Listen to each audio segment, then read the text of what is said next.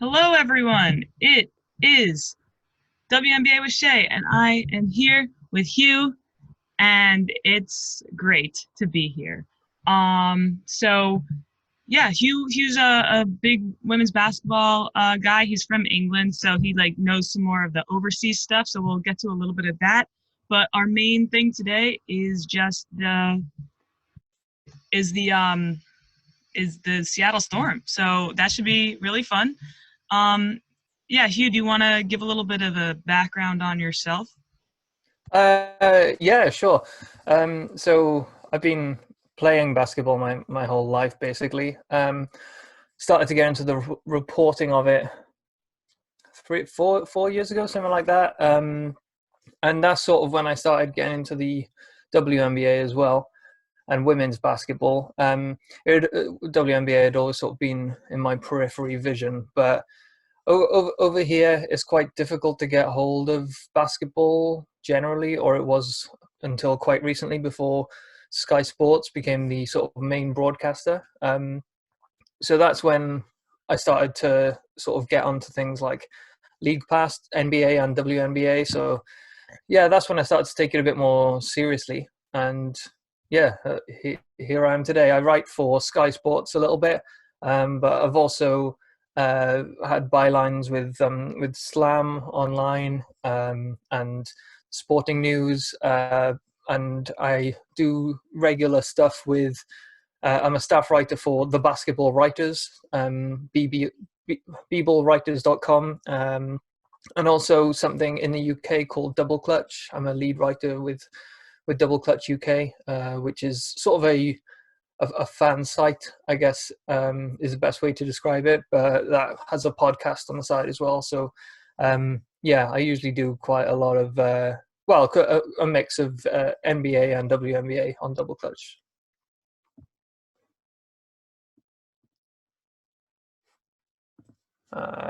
You seem to have That's me.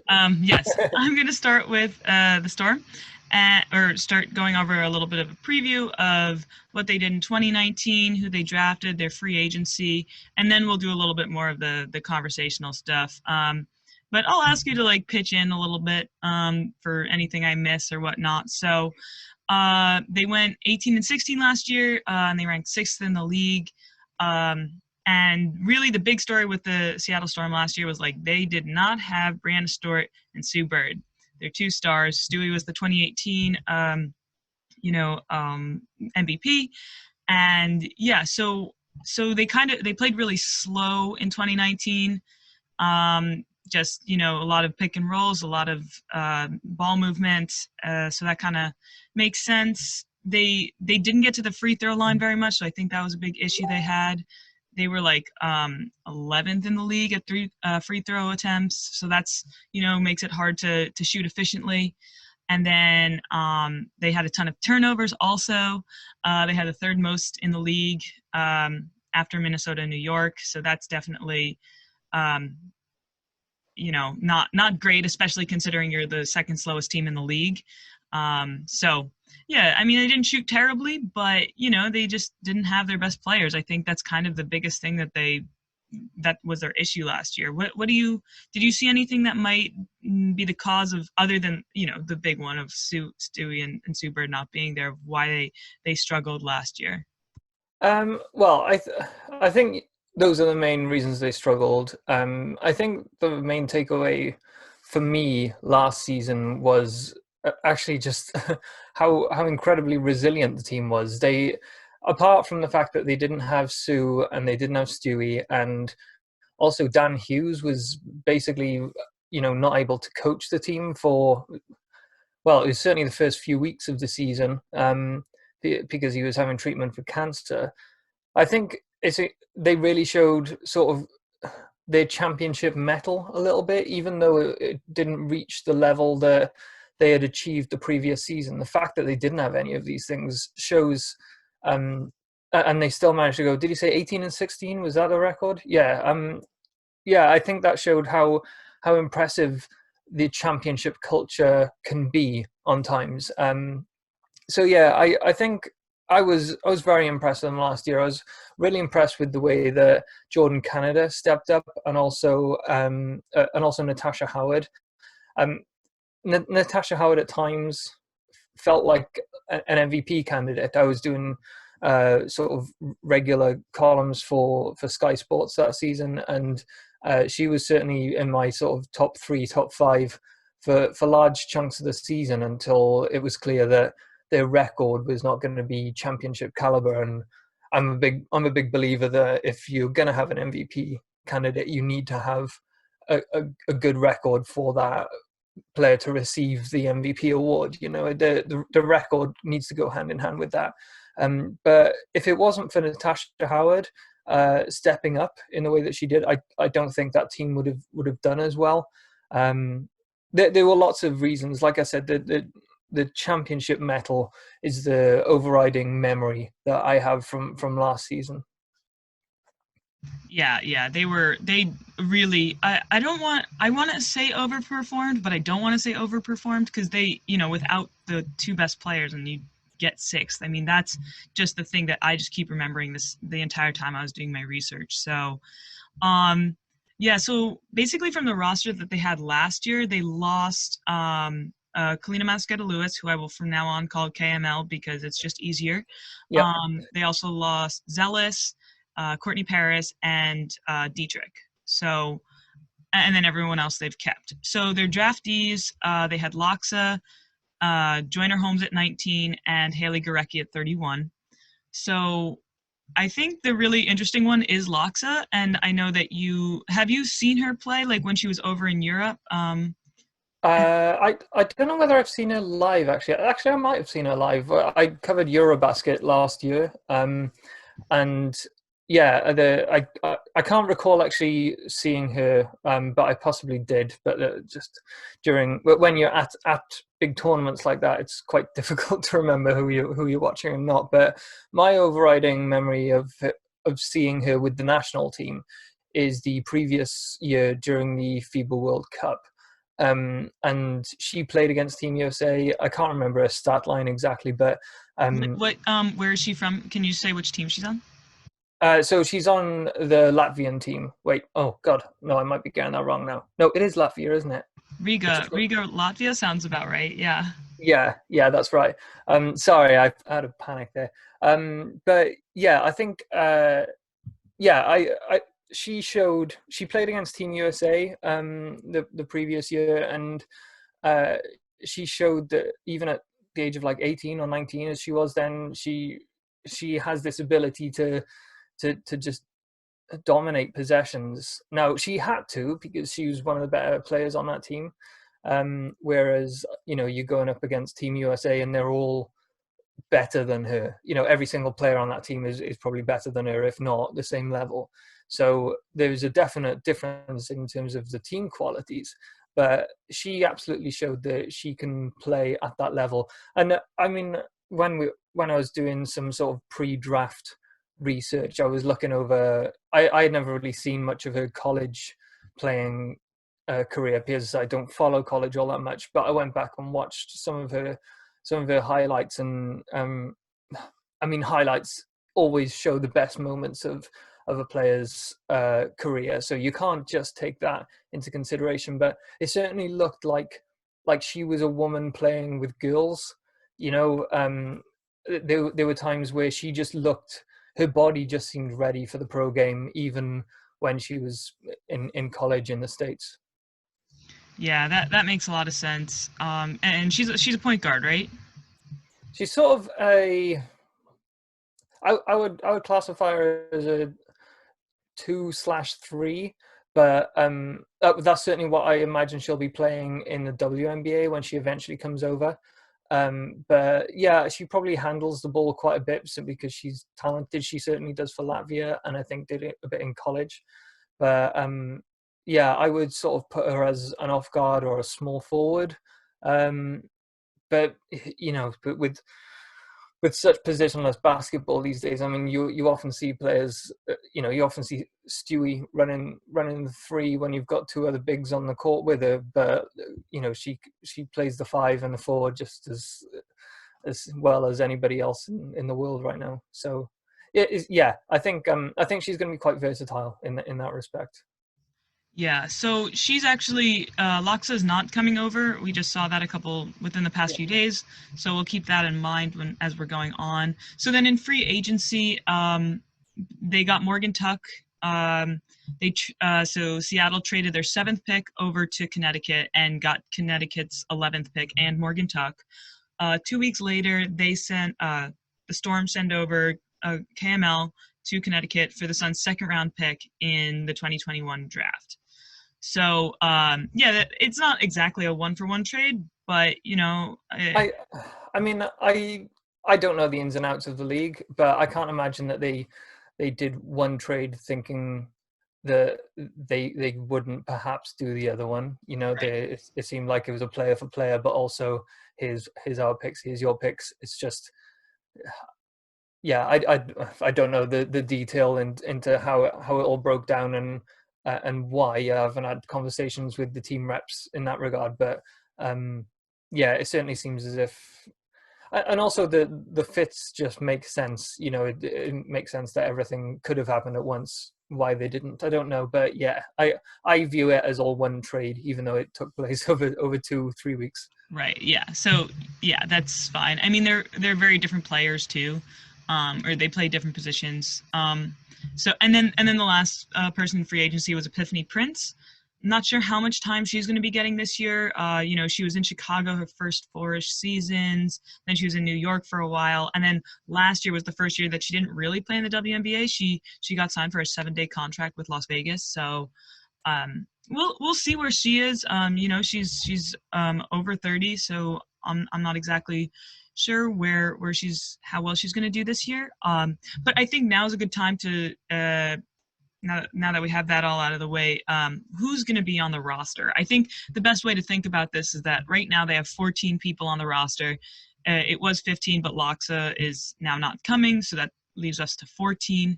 So I'll just name them real quick. We got the people who returned from 2019: Jordan Canada, Clark, Howard, Langhorne, Lloyd, Russell, Whitcomb.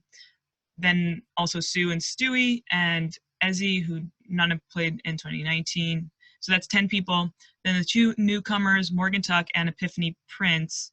And then the last two are Holmes and Gorecki and their draftees. So that adds up to 14.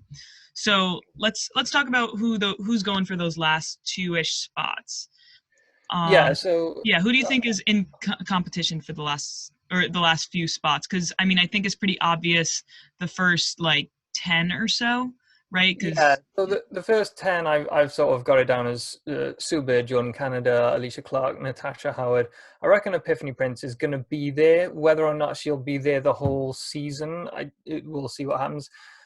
Mercedes Russell, I think, will end up being brought back. Brianna Stewart, obviously. Jewel Lloyd, Crystal Langhorne, Morgan Tuck. Um, the questions I have, I don't know the details just yet, but I've just seen that Sammy Whitcomb is expecting a child. So congratulations to Sam Bam. yeah, congrats. I'm not sure if it's her that is pregnant or her partner, but yeah, she may end up missing some time this year. So I don't want to speculate too much on that. But what I'm going to do for the purposes of this conversation is just not really consider her just yet, because I think that's we're going to need more Fine, information yeah. before we start casting aspersions about someone's health and pregnancy and that sort of thing. So to me, I want Kitty Alaxa we know isn't coming over. I think Ezzy Megbagor from Australia, I'm extremely high on in terms of her prospects. Yeah, what did Um, you see in her? Because I haven't watched much of her game at all. So if you could tell the people, that'd be awesome. yeah, so I watched her quite a bit in the Commonwealth Games a few years ago, which I mean, as Americans, you probably wouldn't follow that at all. It's all the Commonwealth countries. It's so it's Ah, England, Wales, Canada, Australia.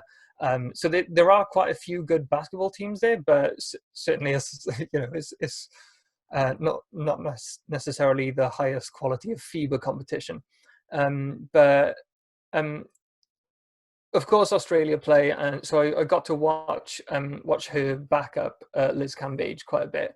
Now, Liz was obviously the dominant player that nobody could stop, but when Ezzy came in, she uh, she changed the shape of that Australian team quite a bit, because she's quicker than Cambage. She's more athletic. Right. Uh, I would argue on times she was a better defender, not necessarily in the post, but she has the foot speed to sort of get out to the perimeter and chase her, chase the opposition back towards the rim. So she's got better foot speed.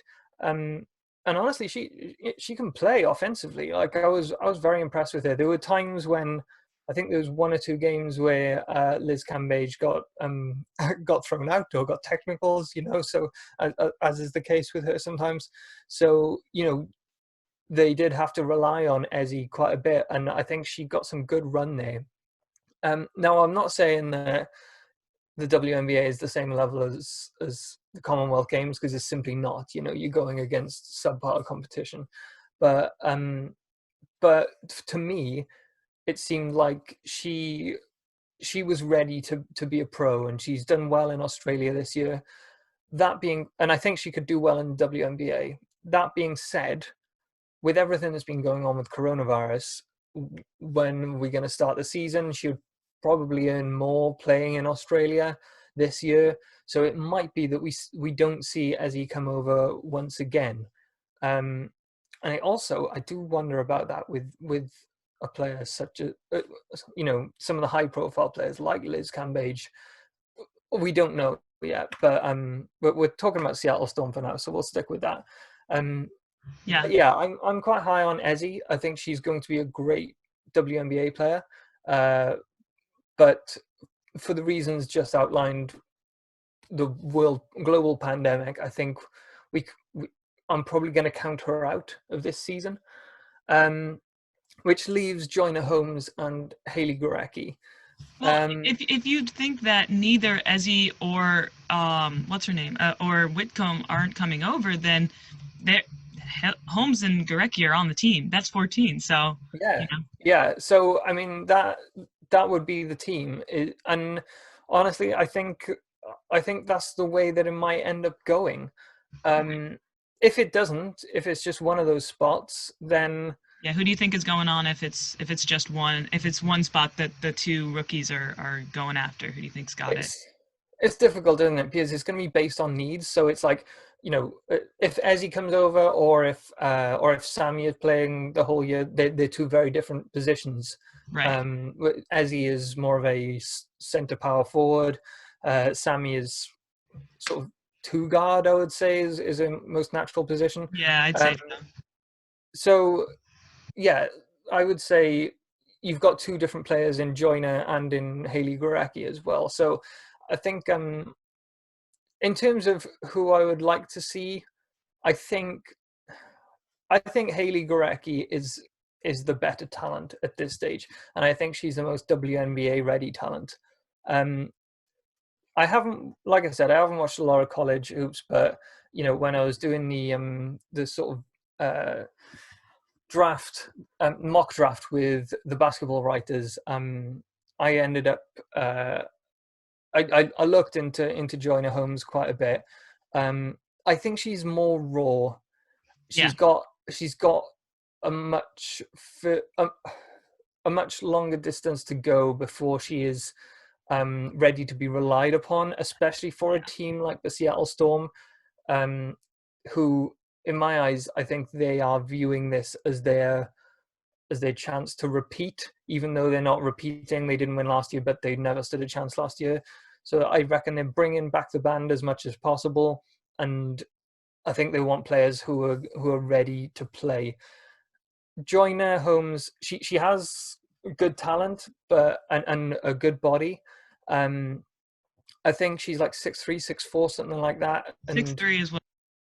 yeah, I think she uses her body well in the college game, from what I've seen. I think when you move up into the pros, there is a different level of physicality, a different level of height that I think she's going to take a little time to get used to. And also, I think her footwork and her decision making needs a bit of improvement. I think she'll be a pro eventually. She'll get some time in the WNBA, but I think if I was Dan Hughes and I was setting up a championship ready team this year, I think I'd pick Haley over Joyner. Haley is a crafty player. I think she can get to the rim off the dribble. I think it needs to be a sort of situation where the defense is out of position. She's not going to break down a defender in the same way Right. that Jordan Canada will. But she does have the ability to drive, and she's got a good strong body to be able to do that. She is a lights out shooter, which is why I think this will be a better fit for the Seattle Storm, because I don't think the Storm are going to want to bring someone in that they need to rely on to create. They've got creators. They've got Jordan Canada. They've got Jewel Lloyd, Brianna Stewart, Howard, Sue Bird, Howard. I think they need shooters, and they need someone who's not going to screw up all that much. And Haley Gorecki comes from Duke. They're well coached there. I think she's going to be. Yeah, I think she's going to be a decent player, and I think that's where the Storm would prefer to, put more of their marbles in comparison to Joyner Holmes, in my opinion. Yeah, I mean, I'm not so high on either of them. I see what you're saying. I think that I would lean a little bit more towards Holmes, because they're both going for the 12th spot if there's only one spot left. And I think that they're not going to play either of them very much. And I think Joyner Holmes could blossom into something really, really awesome. I don't think that I don't know what percentage I think that she'll do that, but she definitely could be something. Like, she has incredible athleticism and very raw, as you said. And I think that it's going to take a while, and like everything you said basically, but I think they can gamble on that at the 12th spot. They have enough shooters there. They have, well, not Whitcomb, but if they have Clark, they have Sue, they have Stewie. There's shooters there. I mean, I also Howard's a pretty good shooter as well, to be fair. Right. Yeah, absolutely. And Tuck's kind of okay. So, there's shooters there. I don't think they need it. And I think their backcourt is their front court is a little bit thinner than their backcourt. But of course, it depends on if Sammy Whitcomb comes back or not. So if Sammy comes, I think you go for Holmes. If Ezzy comes, then you go for Gorecki, just to kind of balance that out a little bit more. Yeah. And I think that Holmes is a work in progress, and she's got a great fadeaway. She's just more athletic than any other front court player that I've ever seen. She's a little smaller than like a center, but yeah, I mean, and then Snap today, I don't know if you were looking at Twitter at all. Snap was complaining a lot about how people are like, oh, is this going to translate at the next level when talking about college players? And then he's like, yeah, but no one talks about how their defense is. And so I didn't look into Gorecki's defense, but I did look into Joyner Holmes' defense. And he's absolutely right. Joyner Holmes is not a defensive-minded player at all. I don't think up to the level that she ever needed to. I think she's a really, really could be a really great offensive player in the W, but I would be concerned about her initial years in the W. As with all first-year players, you kind of are concerned about that. I think it's going to take a lot of more discipline than what I saw on the court. I thought she kind of was daydreaming. She wasn't putting her body into other people. But I think that she could develop it because she is so athletic. I think that there is potential there. It's just going to take discipline and some time. Gorecki, obviously, lights out shooter. There's someone 3 inches away from her. She'll take that shot. I so many times I thought she was going to be not blocked. Yeah. It was wild, actually. Like, I think she took as like only one more shot, like spot up shooting. She took one more shot this year, unguarded than guarded. So she took 62 guarded and 61 unguarded, something like that. It was That's crazy. And crazy. yeah, so she was, she shot it. I think she made one more, like she made the same amount, but one had one more. It was basically equal, and Yeah, I mean that was wild to me. And so obviously, like she was in a really good percentile for guarded spot up. So that's really good for her. And then also she had a great free throw rate this year compared to the rest of college, which, whatever, take that for what it's worth. So, but to me, that's a really good indicator of her, ability and, her physicality, that she is willing to put her body on the line, yeah, which you need in your first year players, your younger players. yeah.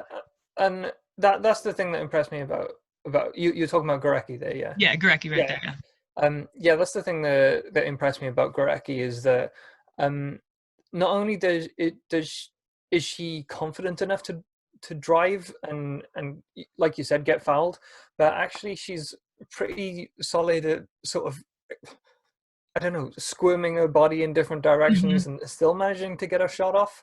I was very impressed with how, she'd be facing the opposite direction, but somehow scoop underhand layup and still manage to get something in and get the foul.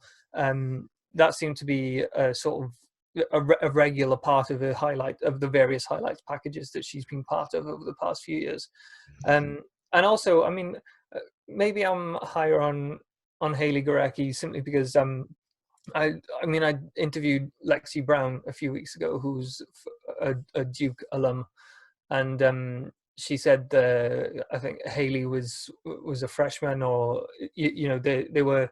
Something they like that. crossed paths when they were on the same Duke team for a year or two, and she's Lexi was saying how her work ethic is ridiculous, and um, I mean, it has to be to even reach the top level of college. Of course. But I think if you're getting endorsements like that, yeah, it's a former teammate, whatever. But if you are getting endorsements from current players about your work ethic, I think work ethic goes. Um, it, it's probably I would I think when you turn pro, so many people have like the same level of physical talent and gifts, right? And I think probably 80% of it is, do you just have those basic gifts, and then 10% of it is sort of like it's it's an ability to work harder than someone, and then the final 10% of it is just confidence within yourself. It's no, I Interesting. can just make this shot, and I am better than you because I'm confident to take the shot and make the shot, or I'm confident to drive here, or I'm confident to take that pass. It's there's a lot of I think the difference between sort of like J.R. Smith and LeBron James in the NBA, yeah, it's huge, but I think actually their physical gifts, they're both pretty on par. They're both incredibly athletic players, and it's the same when you look at any WNBA pairing.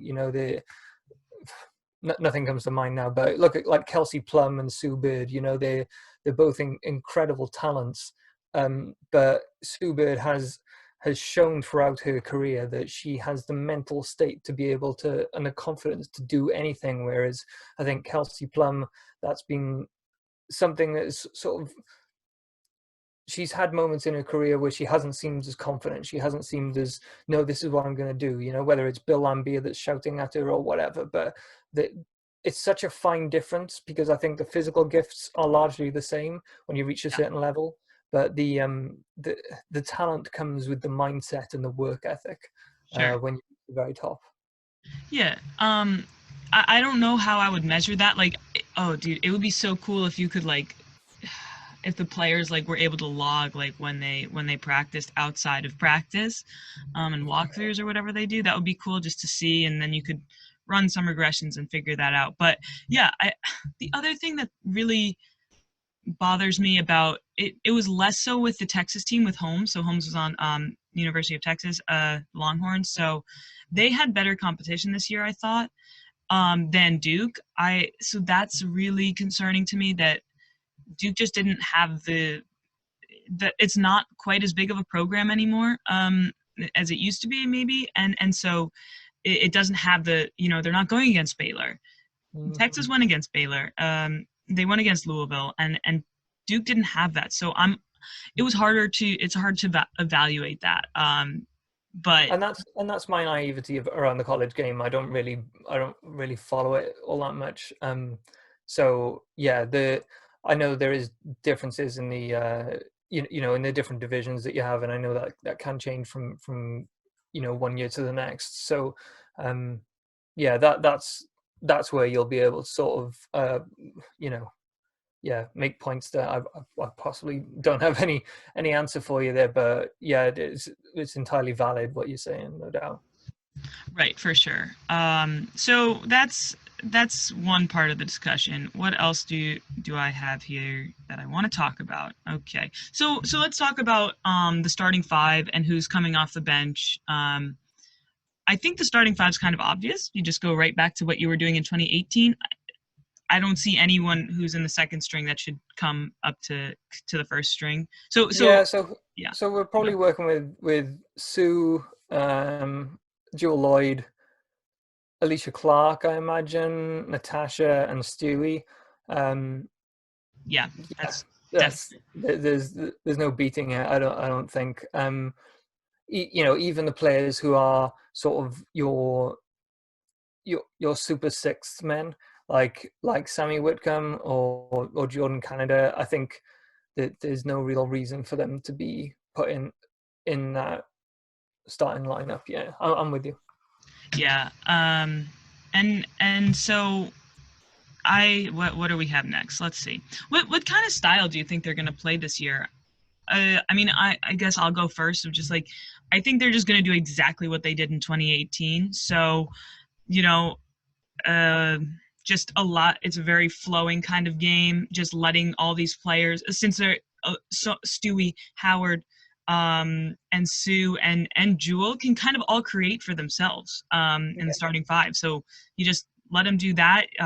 Do a few pick and rolls. I think that's kind of all you got to do Yeah, I mean, you have arguably the most intelligent point guard of the past, ever. maybe in WNBA history. I mean, Yeah, there's an argument. she's certainly up there in the top three.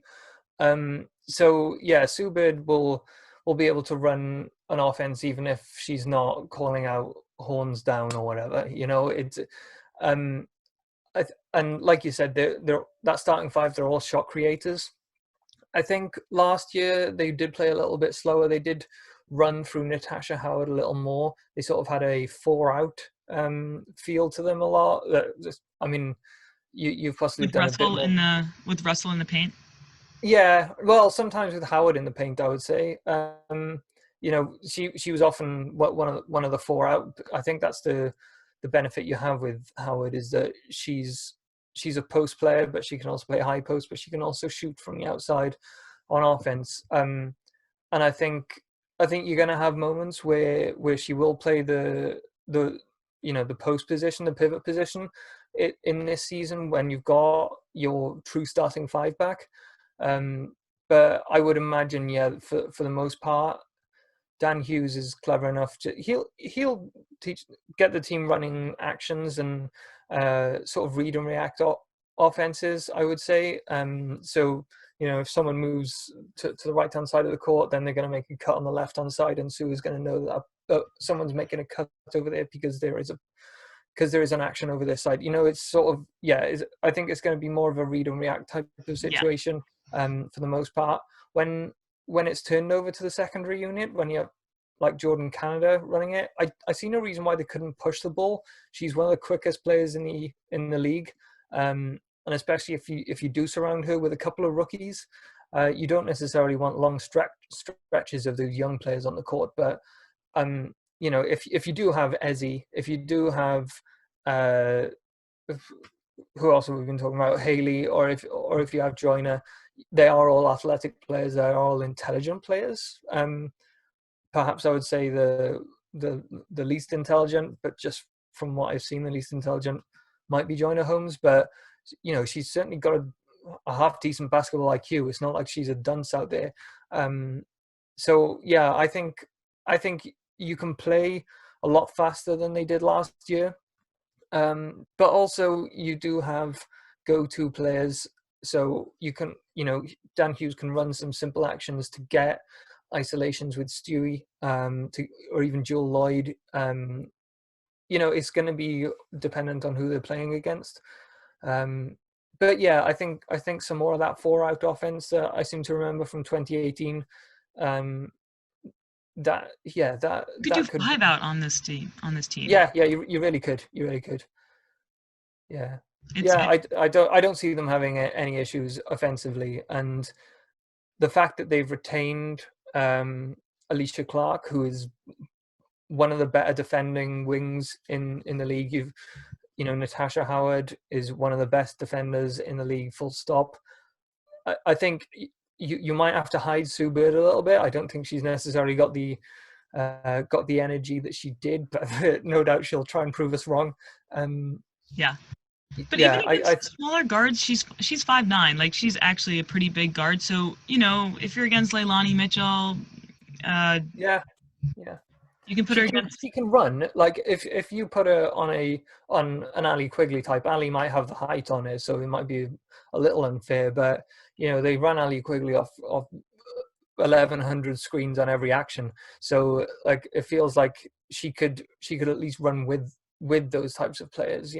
Right, right. Yeah. Well, I mean, we'll just see what her health is, because I mean, I think that's one of my biggest concerns of just like how healthy is Sue, just because of age and coming off an injury, and then same with Stewie, like coming off of that injury. It's the talent is a lot lower without these two.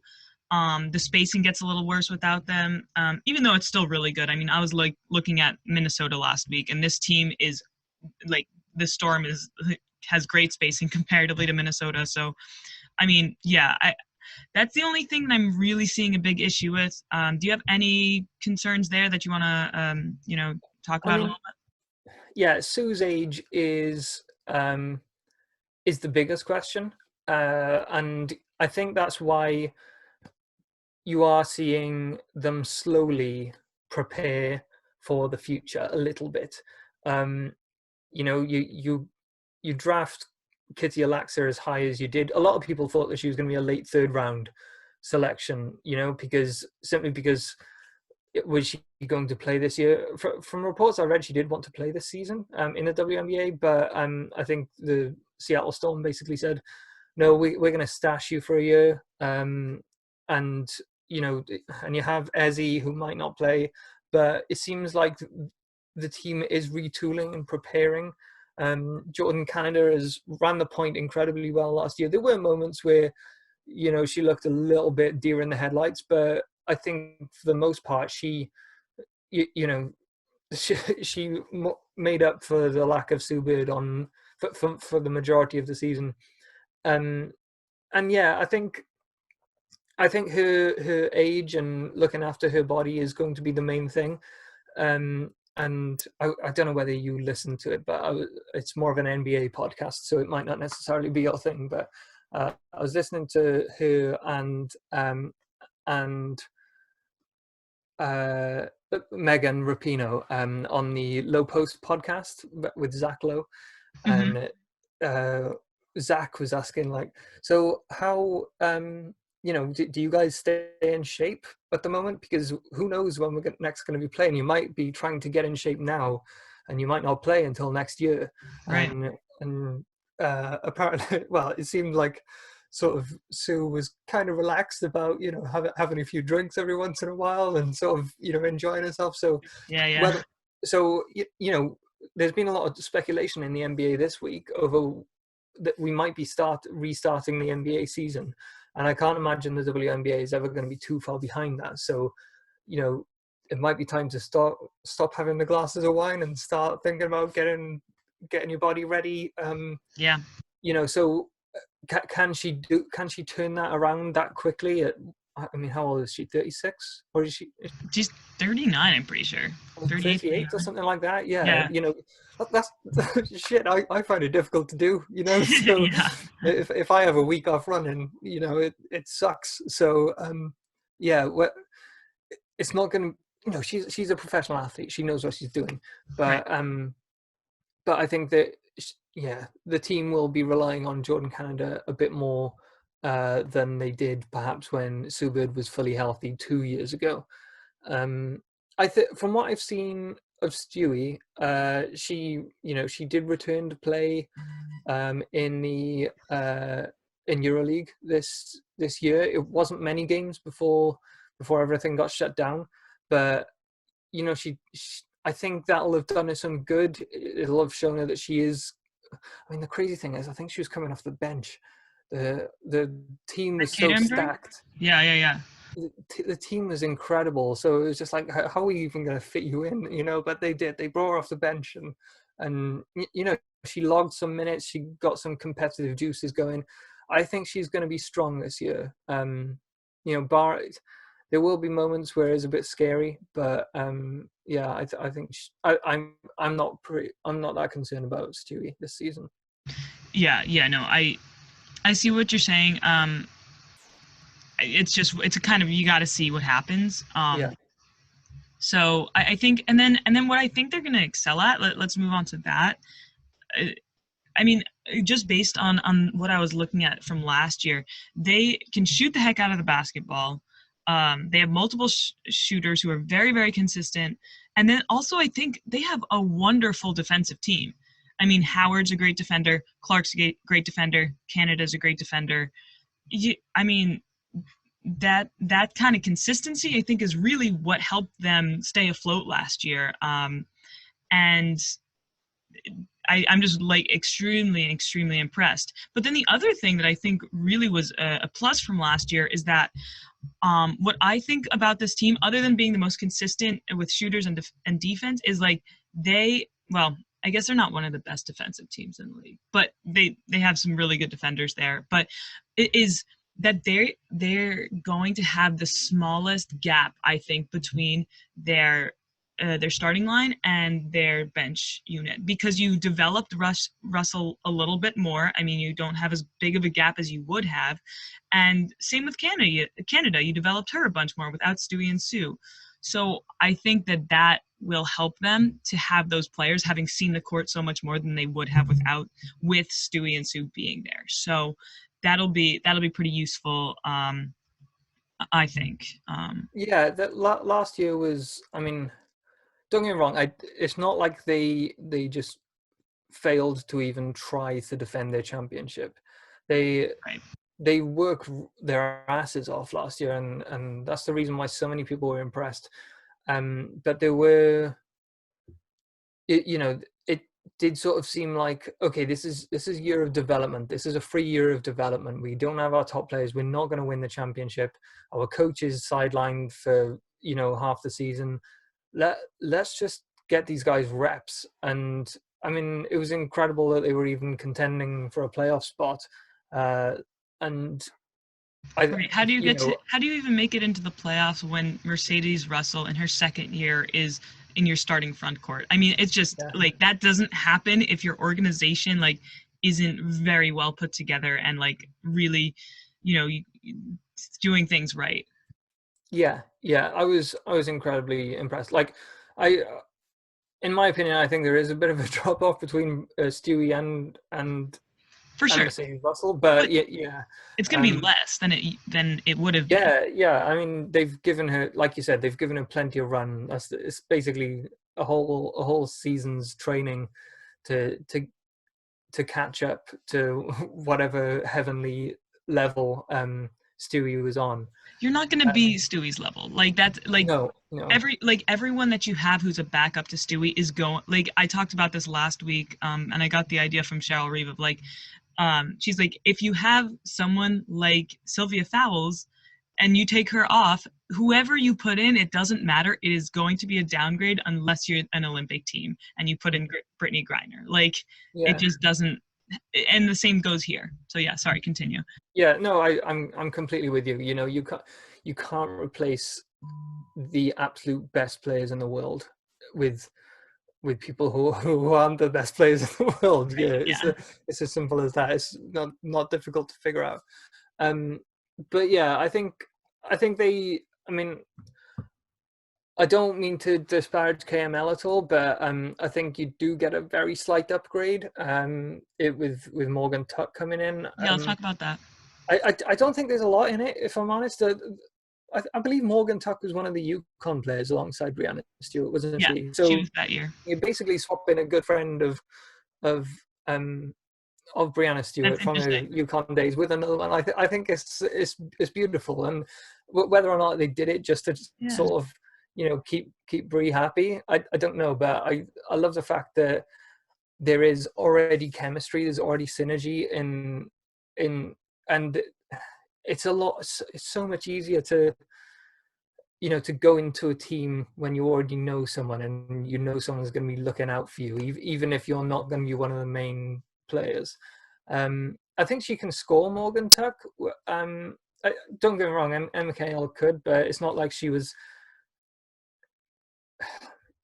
Apart from when she was coming off a back screen and was open for three, or had her player sealed underneath, I don't think she really looked for her own shot. I think she was sort of set up for her shots mm, in in previous years.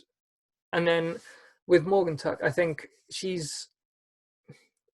I don't think there's a huge difference in that regard. I think she will be reliant on other players setting her up, but I think she does have a bit more of a, okay, just give me the ball, I'll back this player down. If I know I can take her, I will do it. It's not what she, from what I've seen of her, it's not what she goes out to do.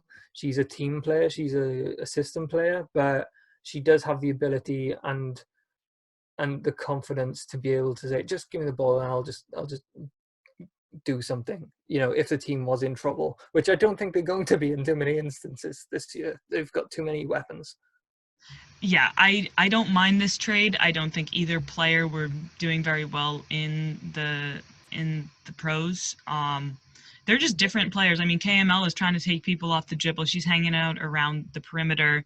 I think she can create a little bit more than, like, she creates more than Morgan Tuck can on her own, I think. But as you said, not to like a really high degree. Like, Morgan Tuck isn't really going to put the ball on the ground. Like, that's how that is. But Tuck's adding a 3-point shot to her game. I don't think it's going to be amazing, but that'll help stretch the floor. I don't think better than KML, but I I think think they, yeah.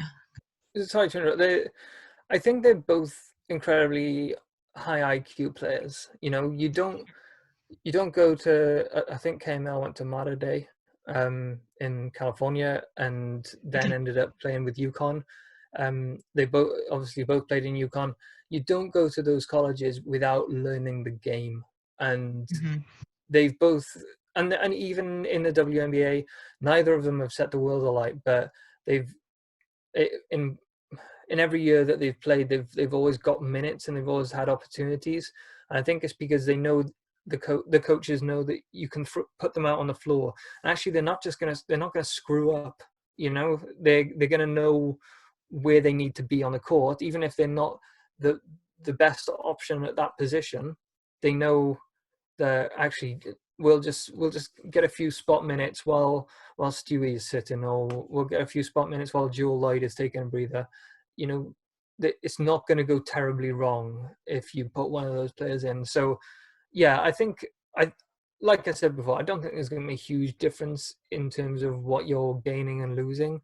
But yeah, I think I like the Morgan Tuck is getting an opportunity with this Right. team. I think she might get a few more minutes and a few more opportunities than perhaps MKL did. Yeah, and also she'll get more minutes than she did over MK, in Connecticut. what's What? that story? She'll get more minutes than she did in Connecticut, I think. Also, just because Yeah, they played those starting five all the time. So, it's good for Tuck, I think, to be over here. Where do you think Tuck is gonna play? Because when I was looking, and she's a little bit slow. So that's why I think it'll be a little bit hard at the three. Oh, you're frozen. Oh, no, you're not. Okay, yeah. So it'll be a little hard at the three just because her foot speed isn't that great. But then she's not like that tall. She's 6'2". Nothing crazy. But she's like very physical. So I think she could do the four. But I don't think she's perfect at either. I mean, she's just she's not a perfect player. She's not No, really blowing us out of no. the water. So either position, what do you think she'll I play, think or going back to both what you actually?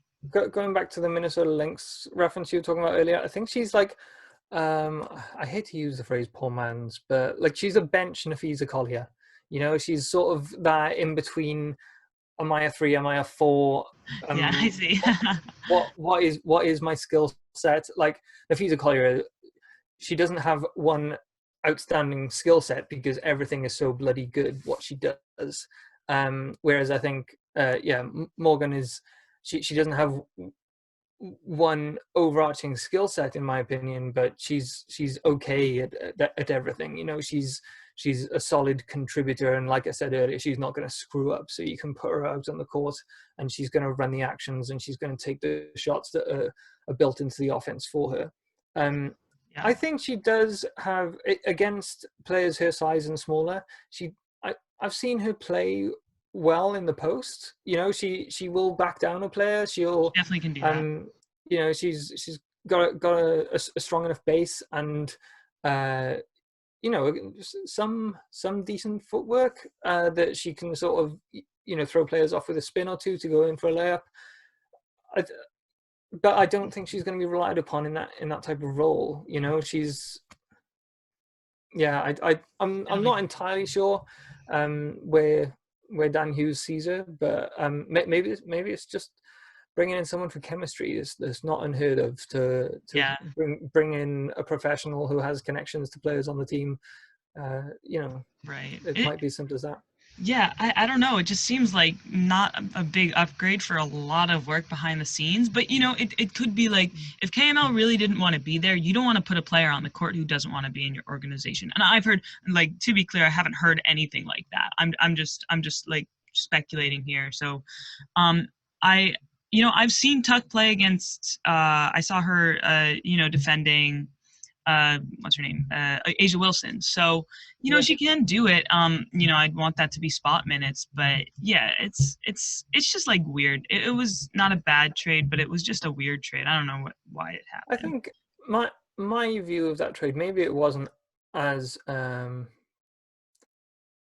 it's weird to say with the way that the draft picks broke down and that sort of thing, but like I think it was more for Connecticut. I felt like after everything that happened with Connecticut in the off season, um, losing a couple of players, trying to figure out the next step for the team. I think they were just sort of thinking, let's reload the roster a little bit, let's reshape what we've got. And Morgan was perhaps the player that sort of got lost in all of that, and they needed something in return, so they brought in Tina. It's difficult. Yeah, Who knows what goes on behind the scenes? I think we should end the discussion on those two, because it's just like, it does. I don't think it's that big of a deal, and we're like, You I probably don't know. spent, yeah, you Okay, probably so spent longer on it than any other I podcast, know I'd say. this is ridiculous. But yeah, so I you brought up something before that I found really interesting, of like this team kind of transitioning into a new era, and I think this is the most graceful transition that I'm seeing. I mean, I haven't been around for that long, but like, you're like, oh, when Sue leaves, it'll be the end of an era, and I'm like, I don't think so, like, at all. I think Canada will come in and know she's not as good as Sue, but like, you still have so many other talented players on this team who have another, you know, 5 years to play. And I think that all, if they can keep their production up, like, they're fine, like, to be I in mean, title contention. more than that. How many years has Stewie been playing now? Is it four, five, No, five, she six? came in 2016, so she's played 3 full seasons and was out last season. So she's in her fourth ish, whatever, however you want to interpret that. Yeah, She might have another 10 years, crazy. and yeah, you've got players like Kitty Alexa, who I think is going to be. I mean, it's always difficult to tell with the Europeans because you don't know when when they're going to come, how long they're going to come for. She's But young too, right? she's very young. I think she's 21 or 22, something like that. But yeah, she's if she wants to, she could play in the WNBA for the next 10, 15 years.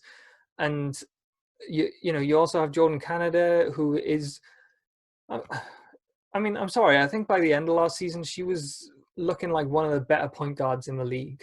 Um, Sure. she's got a long way to go until she reaches peak Sue Bird, but what Sue Bird has gained in knowledge, I think she's bound to have lost a step. Maybe I'm just going to get in trouble for saying that, and she's Yeah. going to prove everybody wrong. She's one of those prove everybody wrong I players. hope she does, I hope she does. Yeah, yes, so do I. So if you're listening, Sue, then prove us wrong. Yeah. But I don't it's think Canada will ever be at Sue's level. I don't see that. She's a little I quicker, think but she's a different player. I think she relies on her athleticism more. Don't get me wrong. Back in the day, Sue was pretty athletic and pretty quick, yeah. but I think it's just a different level, really. And you've still got Alicia Clark, who might be one of the better veterans on a team in the WNBA. I think she's so incredibly respected across the league Yeah. that yeah, I mean, if she wanted to stay in Seattle for her entire career, I don't see why that would be an issue, and she could probably carve out another 6 years there, 5 6 years. Right. And like I think for Clark, she could be in the I don't know how old she is. I'm going to look because this is important, but like her game is really she came in 2012. She's 31, 32. she's 32. It's almost her birthday actually, July 7th. Cool. But yeah, so I think, well, that's not that close. It's still like 40 days away. Whatever. Okay, whatever.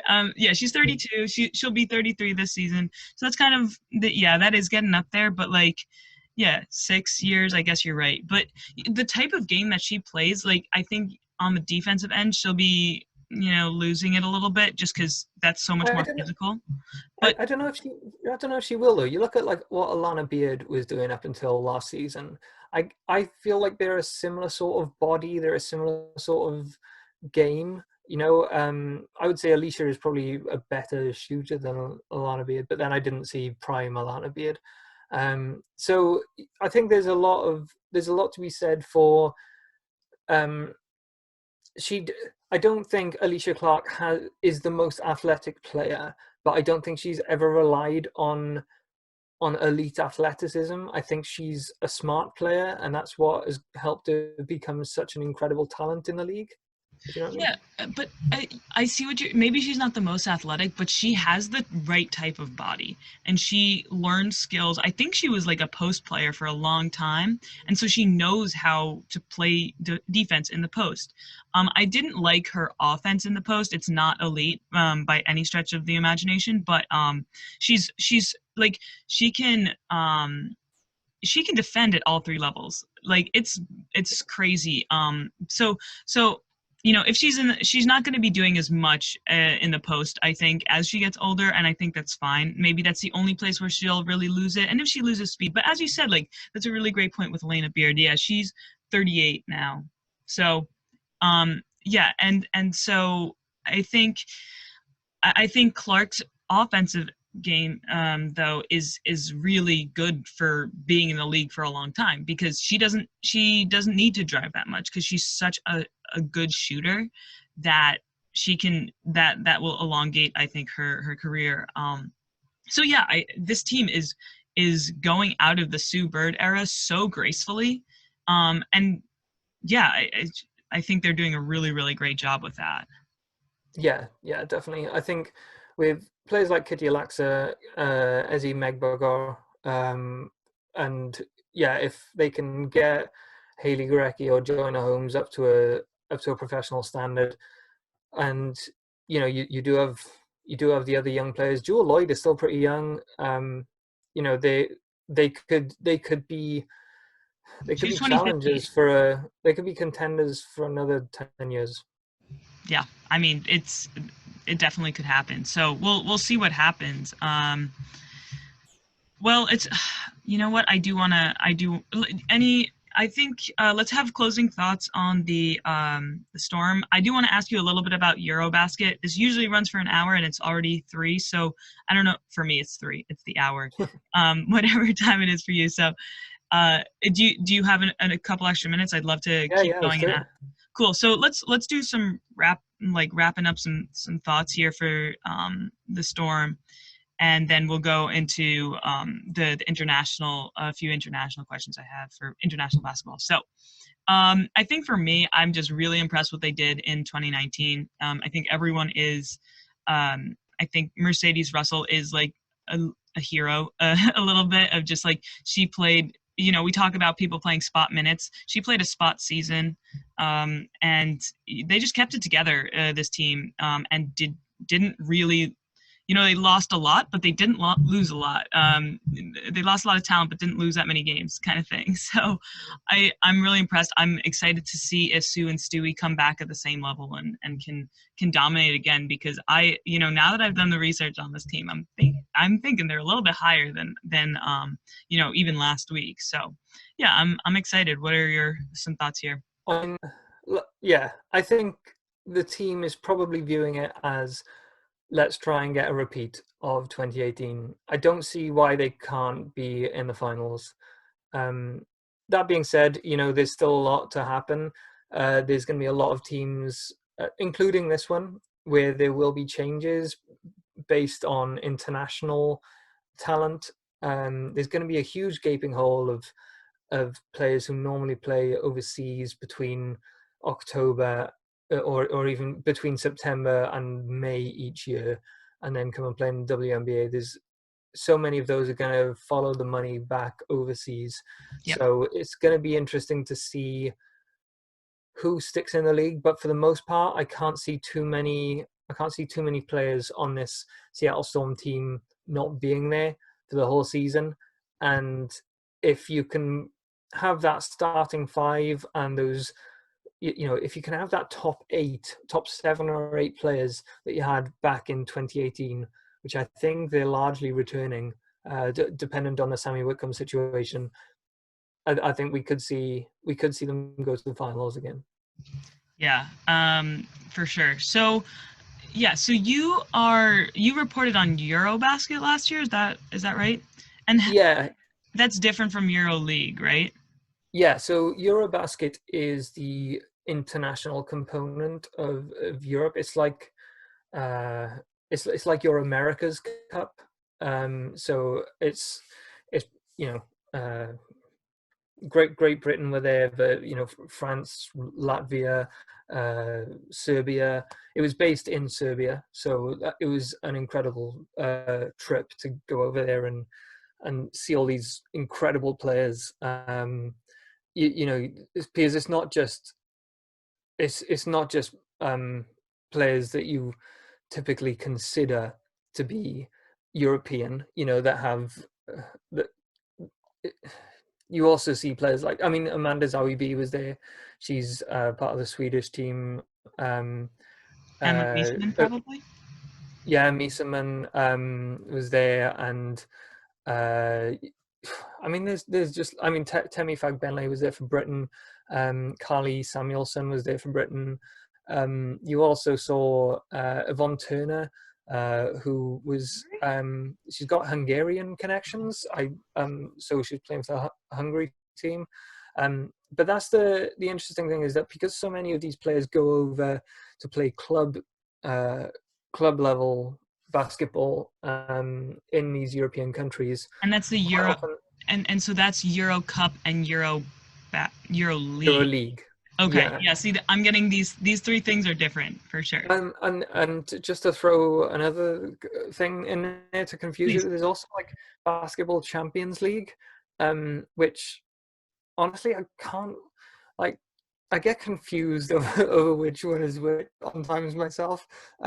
Like with with with European basketball, club level basketball, it's the equivalent of, well, it's a much better level of competition, but it's the equivalent of being into college basketball in the States. There you can be an expert in college basketball, but there are so many colleges that play to a medium standard that actually know it. Even people who are experts in college basketball don't know the the I don't know the starting five on any random college basketball team, and it's the same thing in Europe.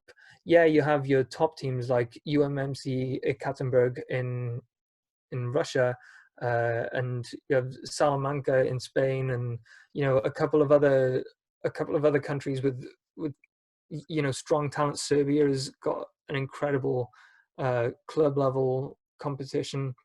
Um, Poland is pretty good. Turkey is incredible, but it's very difficult. I mean, I I tend to focus primarily on NBA and WNBA, even the British Basketball League, which isn't part of EuroLeague.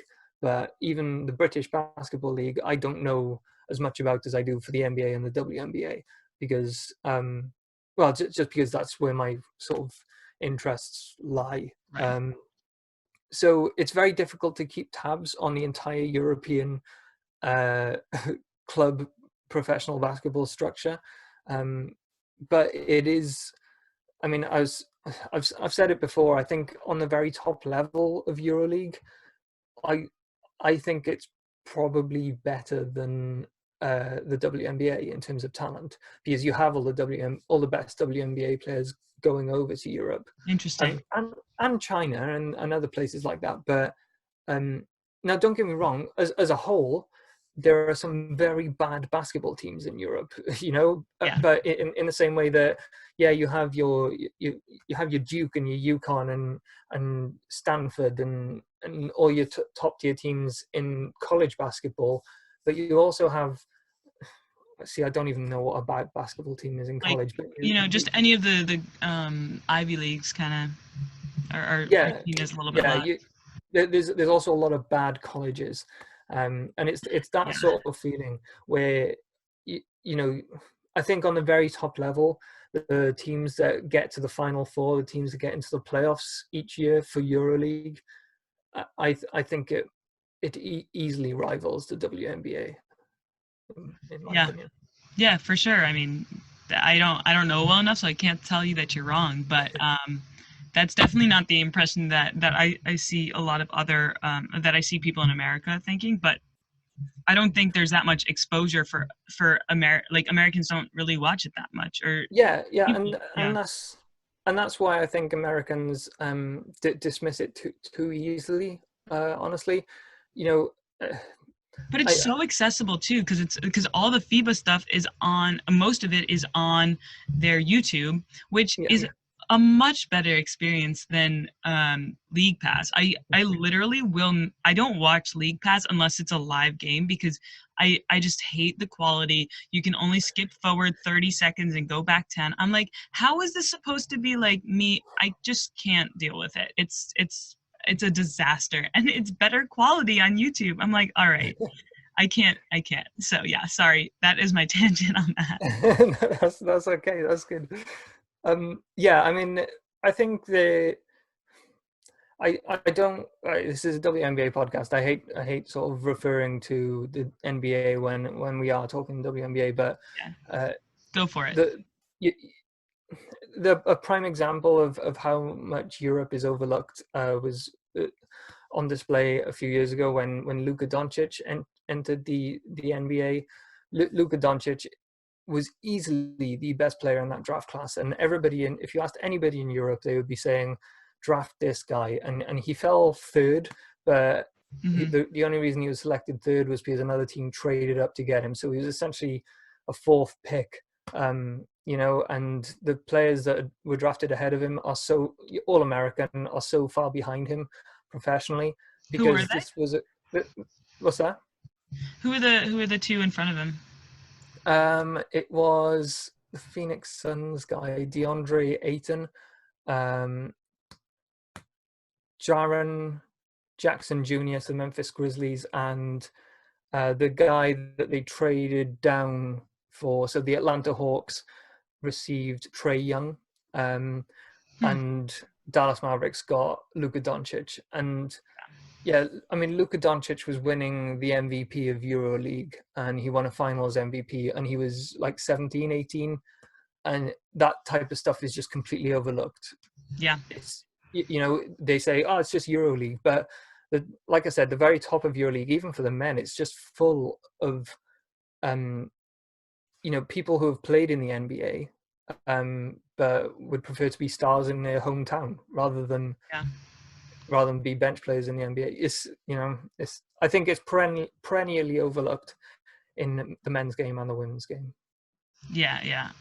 Yeah, how do you, so I think the last question I want to get to here is just how are the styles of play different in Europe and the US? But I've also heard that like Spain has a very specific way of playing also. So I get that it might be a little bit different around the different countries.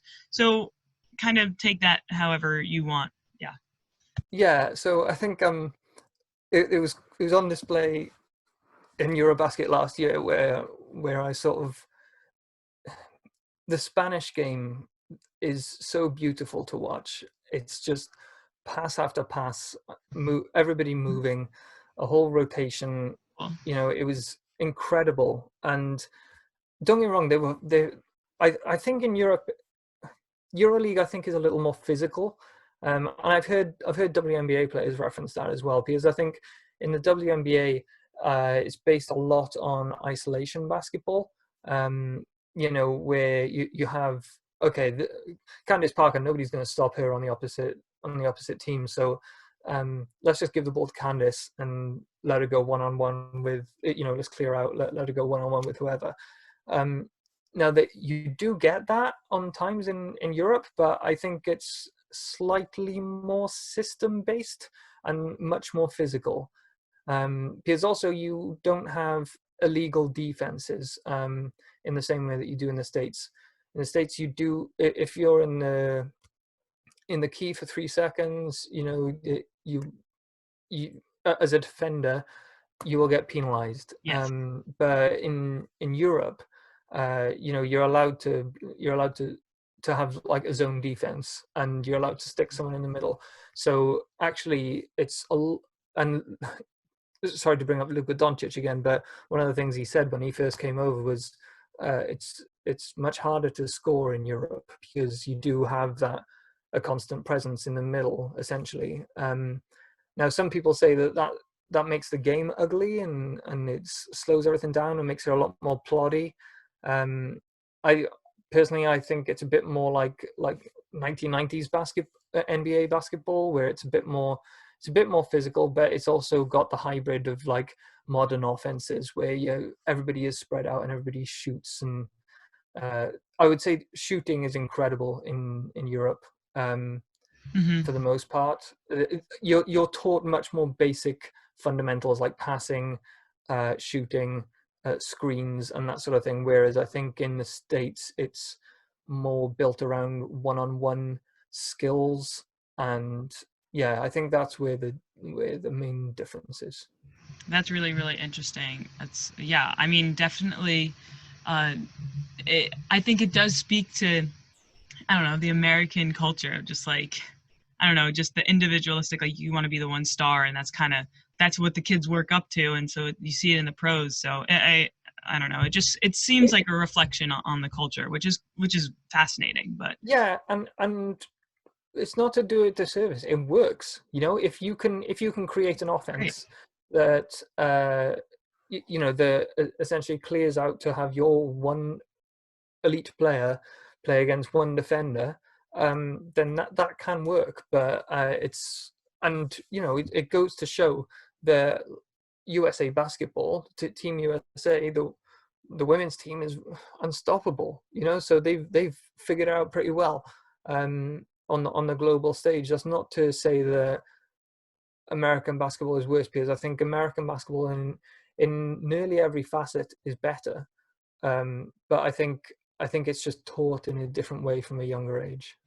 yeah, yeah. I mean, I don't have any problem with like it. I just don't like the reason that I don't like comparing different leagues exactly to like, oh, one is better than the other. I mean, like, sure, the talent level, like, whatever, is different. Like, obviously, the NBA and the WNBA, totally different like levels, but it's also totally different basketball. So it's like I don't understand why people are like, oh, one is better than the other. It's just like it's different basketball. I mean, there's still basketball, but I don't see why people can't just be like, cool, that's a type of basketball I don't like watching, so I'm just not going to watch it. You know, that's what clearly both of us have decided with the college game. It's like it's not really enjoyable. So, No. but I'm not going to like.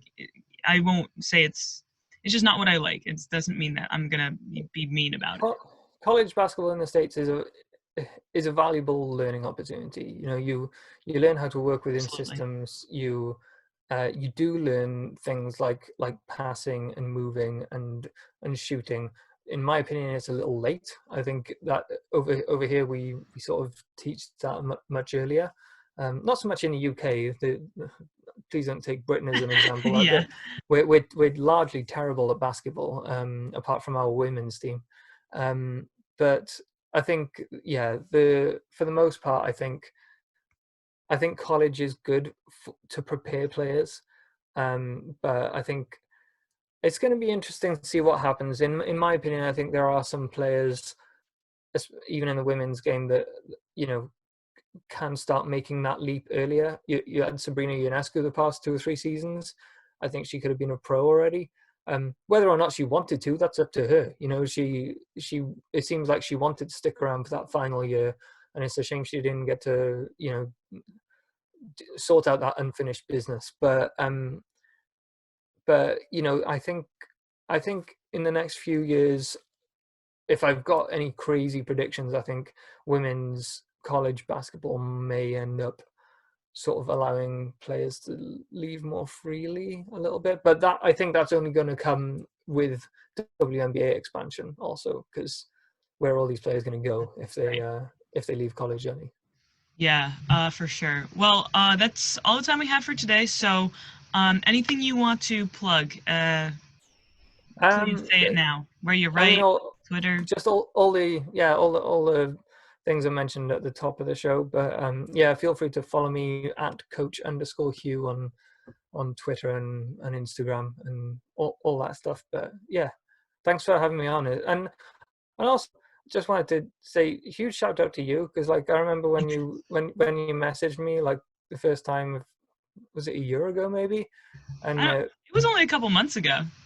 well, yeah, shit. I mean, sorry for swearing. Yeah, like you've just been like, no, I'm going to do this. I'm going to own this, and you've really thrown yourself into it. So well done. It's scary to just you know to throw yourself into something like this, and you've got clued up, and you really love preparing for everything. Like this podcast today, we prepared for ahead of time, and you seem to do your homework. So well done. Keep up the good work.